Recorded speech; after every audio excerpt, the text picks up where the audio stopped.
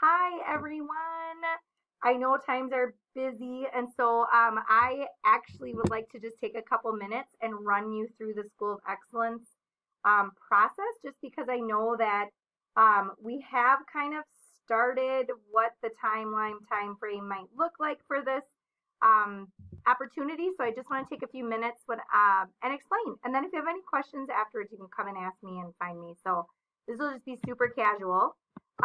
We do have a committee that is made up of building representatives and parent representatives, and that was kind of one of the components of putting together a School of Excellence committee. And the next couple slides are just going to share what exactly School of Excellence process is. So, what is a School of Excellence? The Minnesota School of Excellence program promotes excellence through a rigorous evaluation process that showcases dynamic schools of the 21st century. There are currently 202 designated schools of excellence in Minnesota. And the program is supported by the Minnesota Department of Ed and the National Association of Elementary School Principals, and it assesses 6 national standards for quality elementary and middle level schools.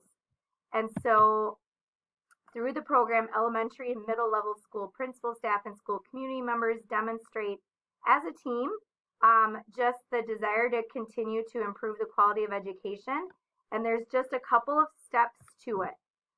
Completing a school community self-study, which was actually completed with the surveys that went out last week.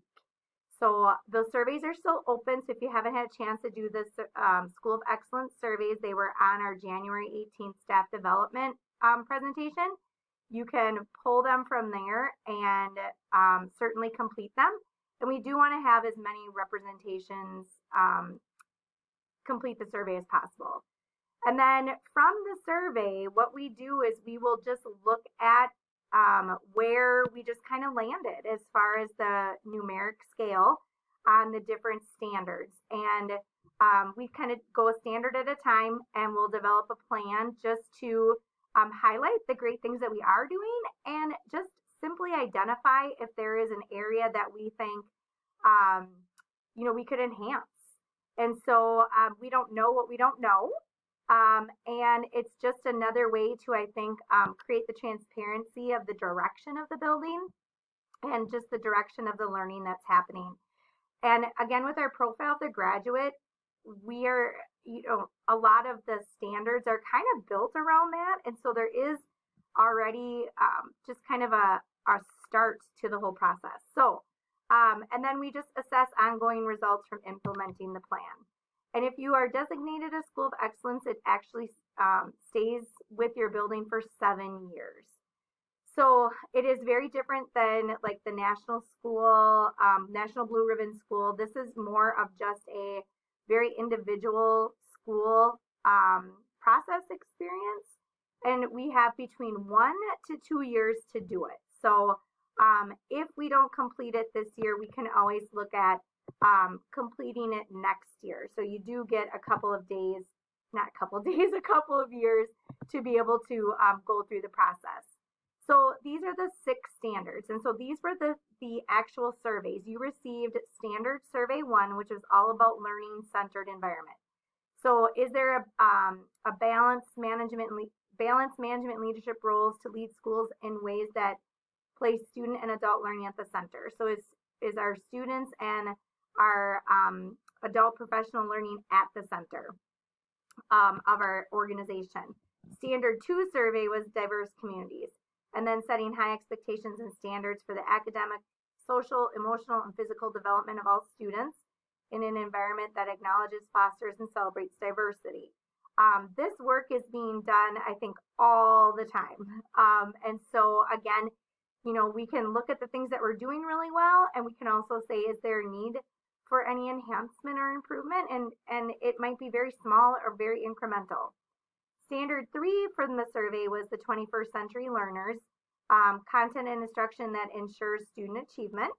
And this is a very direct representation of the profile of a graduate. Number 4, standard 4 was quality instruction, create a culture of continuous learning for adults tied to student learning and our school goals. which again, our district operational plan, which focuses on, we have our reading and our math goal. Our responsibility centered discipline is our priority 2 goal. And so a lot of this is already embedded into the work that we do as a school. Number 5 was knowledge and data, and that was just, do we manage and acknowledge data to inform decisions, measure progress of students, adults, and school performances. And again, we have our data management systems. We also have our assessments that we use, and a lot of our staff have created and are working on professional personal goals. So a lot of this is already being done within the school environment. So it's not necessarily in addition to, it's what we're already doing. Number 6, you will not have a survey for this. This will actually go to the community, our school community, so our parents, and it's just actively engage the community, create shared responsibility for student performance and development. And the community component is why we also have a couple of parent representatives on our committee, so that we can kind of get the outside community perspective as well. We know what we're doing inside really well, and then it's just, what is that perception then to the outside? So once a school's received a Minnesota School of Excellence validation, the validation remains in effect for 7 years. And then after that time, we're encouraged, or schools are encouraged to reinitiate the process of self-study and submit a new application, and schools typically take 1 to 2 years to complete the process. So the self-study part 1 is a team effort to be conducted by members of the school community. It asks you to assess the strength of your school community in terms of the standards for effective elementary and middle level schools. And then each of the 6 School of Excellence standards was sent to you in the survey. And there's several components within each standard that you were able to just kind of rate. And then within, what we will do is within each strategy, we will consider kind of indicators of that strategy of how evident and prevalent that indicator is in our school community. So we have not gotten to that part yet. All we've done is just kind of push the survey information out. For each standard, and this was a standard sample, but the actual surveys were shared with you. So that is exactly what that is slide is for. All right, so for each standard, we will indicate the total number of respondents. And again, we did not distribute every standard to all stakeholder groups. We just did the standard 6 for the parent. Standard 6 will go to the parent group, community group. That will go to them this week. And then again, it's just kind of ranking it 1 to 5. And then what we'll do is when we start to analyze the results, we will take a look at, again, where we kind of land. We will have physical copies of the survey available for anybody that has not been able to take it digitally and would like to. All you have to do is just come on down and ask, and we'll get you a physical copy. The digital copies went through Google Forms, and then sometimes a strategy is to conduct a focus session rather than the Google Forms, and we just actually, these are the approved ways of collecting the data for the School of Excellence, and we did the Google Forms, but we will have physical copies available too. So part 2 is the opportunity to build on strengths and plan for improvement. And so again, what we will do is we'll look at the results, and we just write a written narrative of kind of where we're at. And the team that was listed on that first slide is the team that will look at the survey results and kind of break it down from there. And if we have a lot of 4s or 5s, that would be an area for improvement. If we have a lot of 4s and 5s are the strengths. Strengths. If we have a lot of 1s and 2s, then those are the areas that we want to look at as far as are there things that we can do better? And that's really the thought behind this is, are there things we can be doing better? And I think just in our world, we always know that things are coming along and things are always changing. And part of our work is just to kind of adapt, recognize, and move forward. So our timeline was just to have staff complete this survey, and then we will give this the standard 6 to our families again this week. We will meet as a School of Excellence team to review the results. We're going to break into 3 groups because there are 8 of us. We're going to have a group of 3, a group of 2, and a group of 2. Oh, that's no, 1, 2, 3, 4, 5, 6, 7 of us. Sorry, there's 7 of us. A group of 3, a group of 2, and a group of 2. And we're each going to take 2 standards.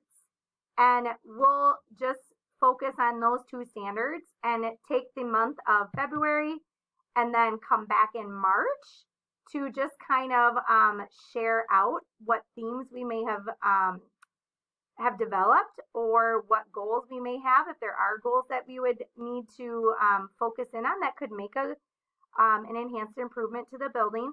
And then April and May is just kind of, again, finishing up that narrative. And then the actual submission needs to happen before June 1st. So I've never been through this process. I've attended just an information session on it. Once the survey is done, it's kind of that team's role, the School of Excellence team, to really start just kind of breaking it down and seeing where we're at. And again, we haven't had the chance to look at any of the data yet. And so when we get to that part, it'll kind of present a clear picture of where we might go. Will we go there? Will we not? And again, we're kind of heading into the unknown. So I certainly appreciate just the willingness to explore more, to find things that maybe we can improve on, that we always would want to do that. And part of this is just I think part of my personal goal in creating the best environment that we can for our students and families, and being able to, I think, recognize the work that you guys do. That to me is really important, because the ins and outs of our day-to-day work comes within what you do with your kids and your families, and you are the representation of what is going well in this building. And so being able to celebrate that's kind of something that I always want to be able to do, is celebrate you and everything that you're doing. So we'll definitely keep everybody updated. And right now it's an unknown because I've never gone through this process. So definitely keep you guys updated, but wanted to take the opportunity just to share a little bit more, and let me know if you have any questions. I'd be happy to answer them the best that I can. I do a lot of seeking myself to kind of understand, and again, just appreciative of even just looking into this process. So thank you guys. Let me know if you have any questions.